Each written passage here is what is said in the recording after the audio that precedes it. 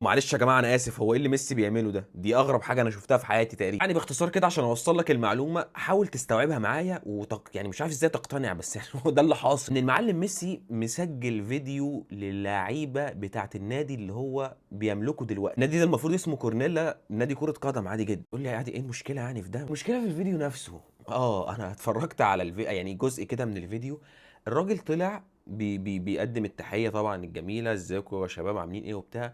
انا ليونيل ميسي احب اعرفكم بنفسي ايه؟ ايه والله بتقول ايه؟ بيعرفهم بنفسه، بيقول لهم بقى الحاجات اللي احنا عايزين نعملها في النادي وبتاع. ويعني المشروع اللي انا بفكر اعمله. بتعرفهم بنفسك. انا مش قادر اتخيل الراجل ده فاهم هو ايه. طيب هو فاهم هو فين؟ يعني هو فاهم هو واصل من الشهرة ويعني وكل الانجازات اللي في حياة اي لاعب كورة واصلة لفين؟ يعني هو فاهم، هو عارف هو مين؟ طيب هو عارف هو ايه؟ هو عارف هو عمل ايه؟ عرفهم بمين يا ابني؟ انت بتعرفهم بمين؟